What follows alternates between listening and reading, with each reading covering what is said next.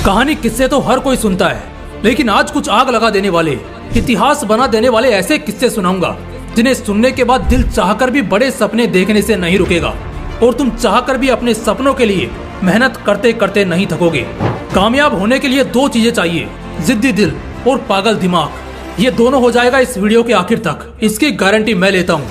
लेकिन इस वीडियो को आप पूरा देखोगे, इसकी गारंटी आप लो। तो चलो बिना एक भी सेकंड गंवाए कुछ महान जिद्दी लोगों से मिलते हैं। एक बंदा जिसकी जिंदगी किसी रोलर कोस्टर राइड से कम नहीं है। एक पल में लगता है कि बहुत ऊंचाई की तरफ खिंच रहे हैं, तो वहीं दूसरे ही पल लगता है कि अब सब खत्म हो जाएगा। लड़का बचपन से ही बहुत रूड, जिद्दी और अजीब किस्म का था। सवाल तो इतने पूछता कि मास्टर इससे परेशान होकर इसे क्लास से बाहर निकाल देते। हाई स्कूल करने के बाद जब ये अपने कॉलेज टाइम में था, उस समय से ही बंदा आजाद होने लगा।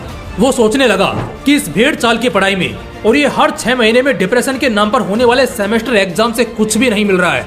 वो देखता है कि उसके साथ के जितने भी थे सब दिन रात बस असाइनमेंट और प्रोजेक्ट के पीछे पड़े हुए हैं। उस बंदे ने कॉलेज ड्रॉप आउट किया और वो करने लगा जिसमें उसे मजा आता था। उस समय वो लड़का सिर्फ 18-19 साल का था। उसके सामने उसकी एक खूबसूरत जिंदगी पड़ी थी जिसे वो बहुत रोशन कर सकता था, लेकिन नहीं, उसने अंधेरा चुना। ऐसा उस वक्त दूसरे लोगों को लगता था। उसको शुरू से खुद पर बहुत विश्वास था, लेकिन इस पॉइंट पर डर लगने लगा। लेकिन अब जब आजाद हो ही गया है तो तबाही तो लाएगा ही। 20 साल की उम्र में एक गैराज से उसने एप्पल जैसी इतनी बड़ी कंपनी को जीरो से स्टार्ट किया। अपने बवाल इनोवेशंस और टीम एथिक के योगदान से अगले 10 साल में कंपनी 2 लोगों से अब $2 बिलियन तक पहुंच गई। लेकिन तभी उसे निकाल दिया गया। हाँ, उसे खुद उसकी बनाई हुई कंपनी से निकाल दिया गया। उसने अपने से भी ज्यादा टैलेंटेड आदमी को कंपनी संभालने के लिए हायर कर लिया था और एक समय बाद दोनों की ही नहीं बनी। दोनों के आइडियाज बिल्कुल नहीं मिलते थे। इस वजह से दोनों के बीच झगड़ा हुआ, जिसमें बोर्ड ऑफ मेंबर्स ने उस दूसरे बंदे का ही साथ दिया और इस बंदे को उसी की कंपनी से फायर कर दिया गया। बंदा अपने ही बनाए हुए साम्राज्य से बाहर कर दिया गया, लेकिन टूटा नहीं। एक नई कंपनी बनाई जिसे एक बार फिर उसने अपने तगड़े इनोवेशंस के दम पर इतना तेजी से ऊंचाई पर पहुंचाया कि एप्पल की हवा अब टाइट होने लगी। ये बंदा इतना जिद्दी था कि किसी भी प्रोडक्ट पर तब तक काम करवाता जब तक वो प्रोडक्ट दुनिया का सबसे परफेक्ट प्रोडक्ट ना बन जाए। और यही कारण था कि अब उसकी नेक्स्ट कंपनी भी बुलंदियों पर चलने लगी। फिर एप्पल ने नेक्स्ट कंपनी को खरीदने का ऑफर किया। इसके साथ ही अब स्टीव को दोबारा एप्पल के सीईओ के रूप में ऑफर मिला, जिससे अब वो अपनी कंपनी के साथ दोबारा जुड़ सकते थे। बंदे ने हाँ किया और दोबारा एप्पल को उसकी बुलंदियों पर पहुंचाया और बन गया सदी का सबसे जिद्दी एंटरप्रेन्योर, जो अपनी जिद से किसी को भी हिला सकता था।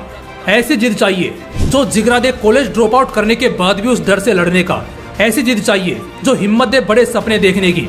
ऐसी जिद चाहिए जो बेइज्जती का बदला लेने की ताकत दे। जिद बहुत बड़ी चीज होती है।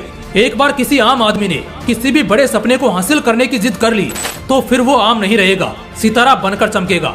इसी जिद और पागल लोगों की इतिहास रचने वाली कहानी में मैं आपको एक और शख्स से मिलाता हूँ और आप इसे जरूर जानते होंगे, लेकिन जानना इम्पोर्टेंट नहीं है, इम्पोर्टेंट है खून खोलना।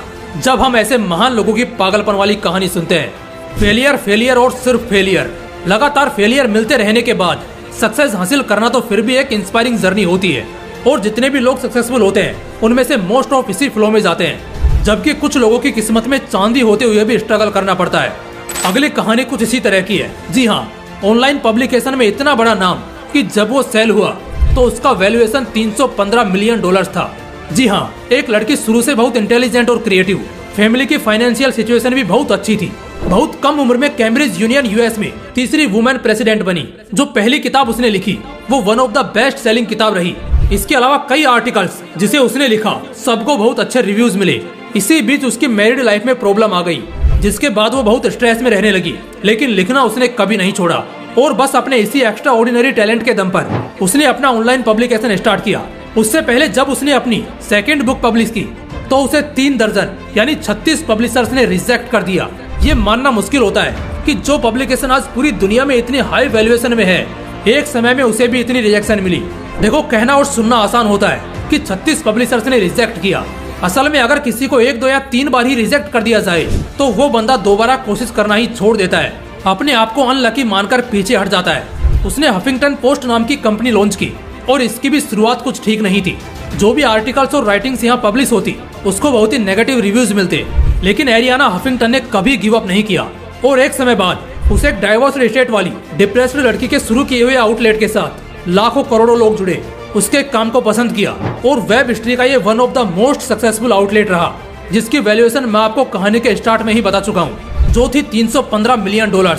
ऐसी ही एक और कहानी सुनाता हूँ आपको। दुनिया को मिठास चखाने वाला एक ऐसा नाम जिसने दुनिया की सबसे बड़ी चॉकलेट प्रोडक्शन कंपनी बनाई, जो आज हर घर में मशहूर है और दुनिया का सबसे फेमस चॉकलेट ब्रांड है। लेकिन आज जितना क्रेज इस चॉकलेट ब्रांड का है और जितना स्वादिष्ट ये खाने में लगता है, क्या लगता है इसका सफर भी इतना आसान रहा होगा?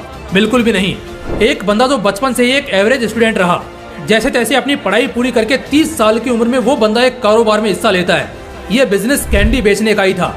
जब उसने पहली बार कैंडी बिजनेस स्टार्ट किया था, उस समय वो बुरी तरह पिटा, पूरा बैंकरप्ट हो गया, उसका दिवालिया निकल गया। ये शब्द है ना बैंकरप्ट, सुनने में जितना नॉर्मल लगता है, जब असल में होता है ना तो बड़े से बड़े महारथियों की भी फट जाती है, क्योंकि इसमें बदनामी, हौसला, पैसा, पूंजी सब एक साथ दम तोड़ते हैं। खैर, अगले 6 साल तक वो कड़ी मेहनत करता रहा, पैसा बचाता रहा, खुद को संभालता रहा और फिर पहुंचा न्यूयॉर्क, एक बार फिर बिजनेस की दुनिया में कदम रखने। न्यूयॉर्क में उसने अपना दूसरा और एक बार फिर कैंडी बिजनेस शुरू किया, लेकिन इस बार भी हाथ कुछ नहीं लगा। वो बंदा फेल हो गया। 2 बार बुरी तरह पिट चुका था, लेकिन वो हार मानने को कहाँ तैयार था। वो शांत रहा और अपना काम करता रहा। ठीक 10 साल बाद 1886 में उसने फिर कैंडी का बिजनेस शुरू किया। उसने लैंकेस्टर कार्मेल नाम की कंपनी खोली। ये उसका तीसरा ट्राई था। क्या लगता है इस बार उसे सफलता मिली होगी? हाँ, इस बार उसे कामयाबी हाथ लगी। इस बार अपनी पुरानी गलतियों से सीखकर और कुछ बहुत स्वादिष्ट बनाकर उसने खूब मुनाफा कमाया। लेकिन अभी तो उसने जरा सी उड़ान भरी थी, पूरा आसमान अपने नाम करना तो अभी बाकी था। कहानी आगे बढ़ती है जब कुछ सालों बाद 1893 में शिकागो में वर्ल्ड कोलंबियन एग्जीबिशन हुआ, जहां पर इस बंदे ने चॉकलेट बनाने वाली पूरी प्रोसेस को देखा। अब तक ये बंदा सिर्फ कैंडी पर अपना बिजनेस बना रहा था, लेकिन चॉकलेट की कोई इतनी बड़ी कंपनी को आसमान छूते उसने उस वक्त नहीं देखा था। इसके दिमाग में अब एक चॉकलेट बनाने वाली कंपनी खोलने का ख्याल आया। कुछ सालों बाद साल 1900 में ये बंदा अपनी उसी candy production company Lancaster Carmel को $10 लाख में बेच देता है और इन सारे पैसों से वो अपने बर्थ प्लेस के जगह करीब 1200 एकड़ का एक फार्म खरीदता है और चॉकलेट बनाने वाली कंपनी हेर्शेज को शुरू करता है।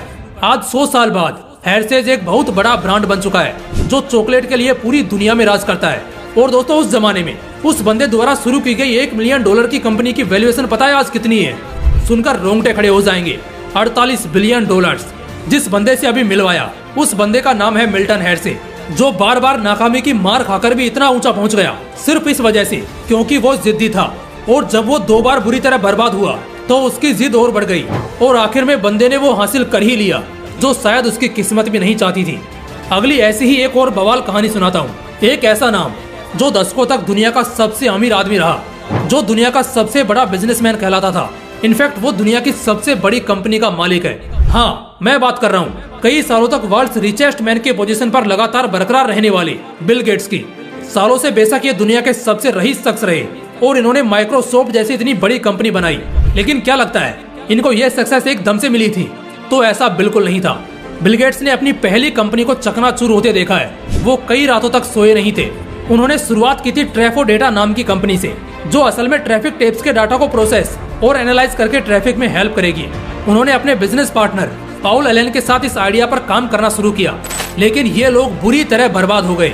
अपने पहले ट्राई में इतनी बड़ी फेलियर मिलने के बाद आदमी दोबारा कोशिश करने का हौसला ही खो देता है। लेकिन बिल गेट्स इस हार से झुके नहीं, बल्कि बहुत कुछ सीखे और इसी की बदौलत कुछ सालों बाद उन्होंने माइक्रोसॉफ्ट जैसी इतनी बड़ी कंपनी खड़ी की और दुनिया के सबसे अमीर आदमी बने। ये सिलसिला थमेगा नहीं, इसी तरह चलता रहेगा। अगर नाकामियों से डरकर रुक जाओगे तो जिंदगी भर के लिए रोते रहोगे। लेकिन इस स्टेज में जहां हार पहले मिलती है, वहां अक्सर बड़ी जीत के चांसेस बहुत ज्यादा होते हैं। एक और कहानी सुनाता हूँ। एक बंदा जो आज 8000 करोड़ का मालिक है, लेकिन एक समय यही बंदा पूरी तरह बैंकरप्ट हो गया था। बेसबॉल का शौकीन एक शख्स जिसका नाम जॉर्ज स्टेनब्रेनर था, उसने 1960 में एक छोटी सी टीम खरीदी, क्लीवलैंड पाइपर्स नाम की। जॉर्ज ने अपने हिसाब से इस टीम को डायरेक्शन दिया और अंजाम ये हुआ कि इस टीम को खरीदने के महज 2 साल बाद, यानी साल 1962 में पूरी फ्रेंचाइजी बैंकरप्ट हो गई, यानी पूरी की पूरी कंगाल। इस इतनी बड़ी हार का इतना बुरा असर पड़ा कि कई सालों तक जॉर्ज में वो हिम्मत दोबारा नहीं जागी। कुछ सालों बाद साल 1970 में जॉर्ज ने दोबारा इस टीम को प्रैक्टिस कराया और इस बार भी लगातार स्ट्रगल करना पड़ा और कई बार करारी शिकस्त मिली। 1980 और 1990 के दौरान इस टीम ने बहुत सारी हार झेली। इस वजह से जॉर्ज को बहुत क्रिटिसिज्म मिला, लेकिन जॉर्ज ने हौसला नहीं खोया। उसने बहुत से कंट्रोवर्शियल डिसीजंस लिए, जिसके बेस पर उसने खतरनाक कमबैक किया और फिर जो हुआ वो इतिहास में हमेशा के लिए दर्ज हो गया। 1996 से 2003 तक उन्होंने 6 वर्ल्ड सीरीज अपने नाम की और ये एक रिकॉर्ड सेट हो गया बेसबॉल की हिस्ट्री में। यही टीम जो इतने सालों से लगातार हार झेल रही थी, कंगाल तक हुई, अब यही टीम बेसबॉल की सबसे प्रॉफिटेबल टीम बन गई और इसके ओनर की नेटवर्थ आज के समय 8,000 करोड़ से भी ज्यादा है। किसने कह दिया कि कामयाबी किस्मत और हाथों के लकीरों की मोहताज होती है? असल में दोस्त, कामयाबी तुम्हारे हिम्मत और मेहनत की मोहताज होती है। कामयाबी एक बार में बेशक मिल भी जाए और शायद ना भी मिले, लेकिन जब तक तुम हिम्मत नहीं हारते, एक ना एक दिन कामयाबी मिलती ही है। जितने भी लोगों के अभी हमने किस्से सुने, इन लोगों की कहानियों में जिद और पागलपन शामिल रहा है।